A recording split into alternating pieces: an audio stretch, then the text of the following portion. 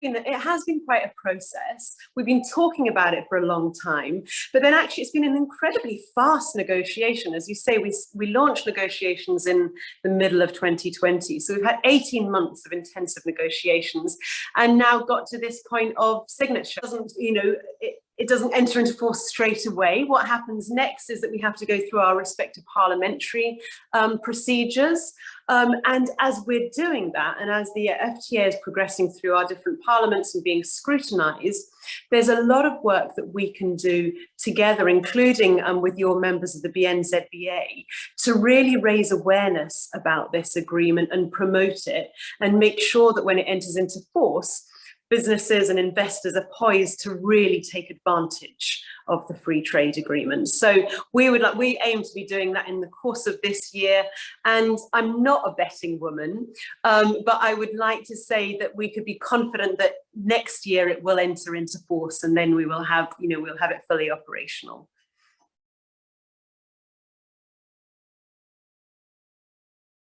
I divide it into a number of categories, in what people think about traditionally in terms of trade and goods and exports. There's a elimination of 100% of tariff lines for UK exports coming to New Zealand. So that's really important for our manufacturers of machinery, of cars, for our gin makers, for clothing manufacturers, all that sort of thing. So it's good in terms of our trade in goods. There's also going to be a real streamlining of customs processes so that all of that goes much more smoothly. But perhaps the biggest gains for us are in the services side, because services makes up 80% of the UK economy. And there's some really innovative things in the FTA that make it easier for services trade. We've got greater provisions on business mobility, special visas for business professionals to travel to each other's countries. We've got a pathway towards mutual recognition of professional qualifications, a whole load of areas that make it easier for British companies, service providers to trade and do business and invest in New Zealand. So that's really good news. I'd highlight a number of other things I think that are really important for the UK. One is this is a really innovative free trade agreement that I really think sets the tone for free trade agreements. It's got very innovative provisions on things like digital, on environmental trade. So I think that's important in terms of our trade credentials, if you like, as we're doing this. We're very relatively early on in our independent trade journey. And the other thing is that it is another step on the way for the UK's accession to the Comprehensive and Progressive Trans-Pacific Partnership, which is obviously a huge and fast-growing area and a trade agreement that the UK is very keen to be a part of.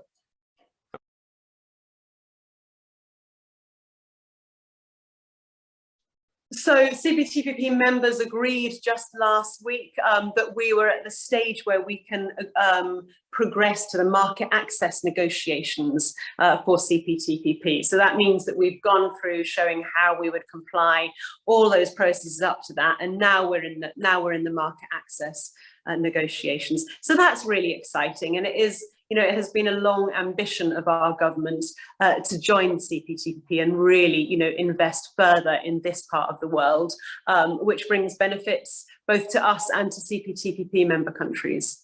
And with that broader strategy of what's called the Indo-Pacific tilt, so really engaging much more in this part of the world by virtue of the fact that the economy is growing very fast. So there's lots of benefit for the UK investors and businesses, but also because that's where lots of geopolitics is playing out. And so the UK is, it's recently had ASEAN dialogue partner status confirmed. We're applying to join CPTPP. We've doubled our diplomatic footprint in the South Pacific. So it's all part of that big strategic picture.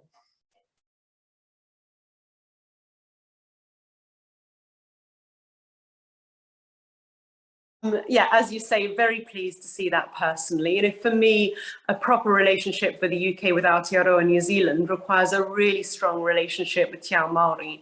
And as you say, that's been a big focus of my time here. I think the inclusion of the Māori Economic Development and Trade chapter in the FTA really reflects the importance of that relationship between the UK and Māori. It reflects the historic nature of that relationship, those people-to-people connections.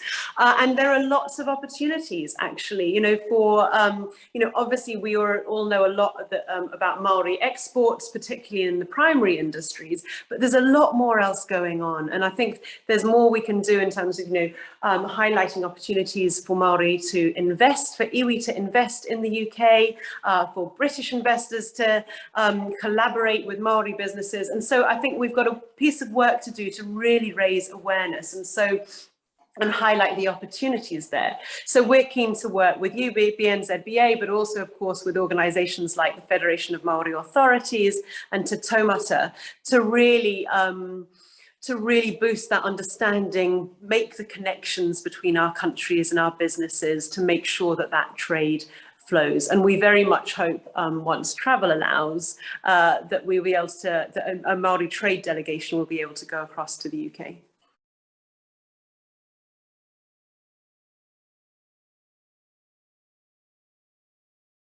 So it's incredibly important for us, and you know, I'm glad you say the UK is seen as a leader in this area. Of course, COP26 was a huge thing for us, and our recent integrated review, which sets out the UK's view of the world and the UK's role in it, sets environmental, climate and sustainability issues as the UK's top international priority. So it's quite hard to overstate how important it is.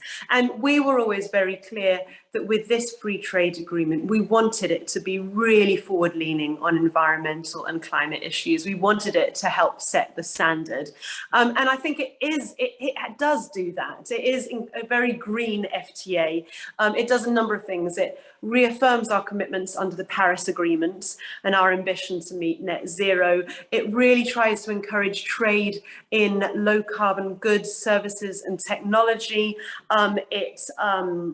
It includes also agreements and commitments to end electricity generation from unabated coal, to take steps to eliminate fossil fuel subsidies, and also a commitment to work together on a range of shared priorities, whether that's tackling illegal deforestation or environmental challenges like illegal wildlife trade. And I think it's really important. It also includes for each of us the right to regulate, which basically means that nothing in this free trade agreement prevents us from doing what we need to in our own regulations and policies in our own country to meet our net zero commitments. So it does, you know, it's quite an innovative, it's quite a new area, but I think it's important that as we try to deal with the challenges facing our environment and our climate, we use all the tools that we have available, and trade is absolutely a tool that we can use to drive the change that we need to see. Yeah.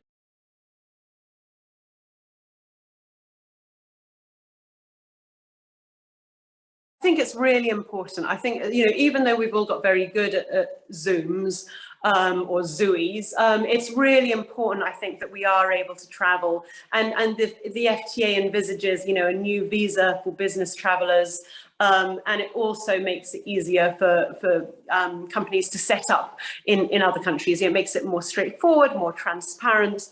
And alongside those business provisions for business mobility, we've also agreed to have a dialogue on youth mobility and make sure that those provisions are fit for purpose. That's not happening within the free trade agreement, but separate to it, really using this point of signature as a moment to shine a spotlight on the relationship as a whole, because as you say, the people connections between our countries are so important, but they've been slightly on hold over the past years, and so we really need to put a lot of energy into getting that muscle memory back, that we go and live and work and travel in each other's countries.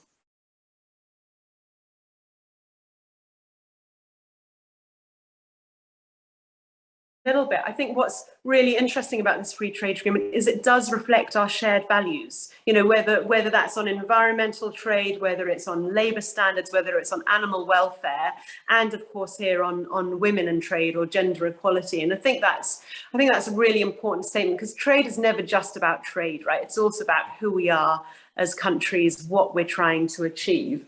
And the Women and Trade chapter is all about, you know, it's a recognition of the fact that women are statistically underrepresented in trade and in exporting. And it really sets out provisions. There are lots of provisions around making trade easier for small and medium-sized enterprises in which women are often featured. But it also has some really interesting provisions. I think this is what is most exciting in terms of really understanding the data and analysing what's going on, what the barriers are to women in trade, so that we can take steps together to address them. And I think that's quite exciting.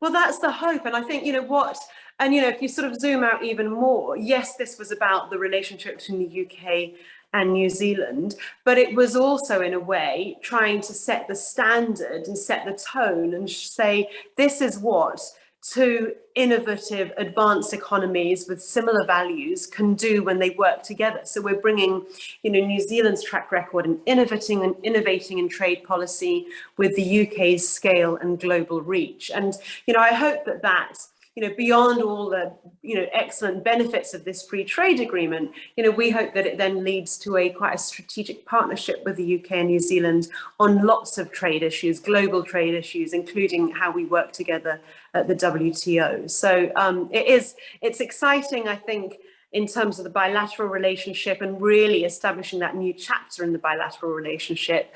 And it's exciting in terms of what we can do together on the world stage on trade policy.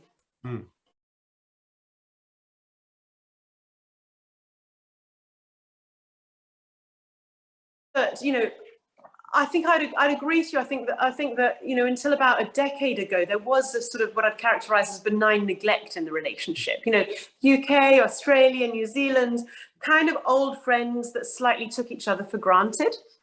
And that has changed a lot over the last decade or so.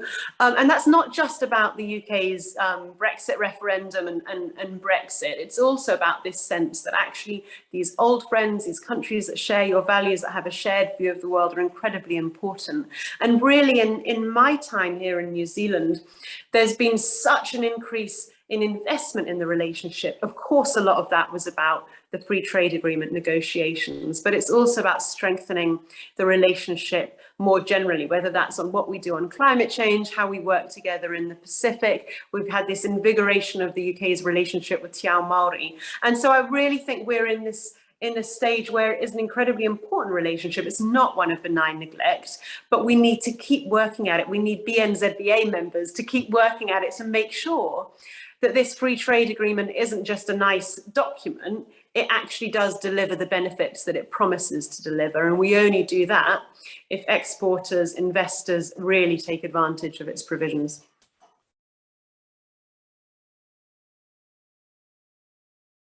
We've got to do an in-person event. That would be great. But, you know, a big thank you to you, Phil, for all your work and convening power and everything that you've done to support these negotiations and this process. And a big thank you to all your members as well.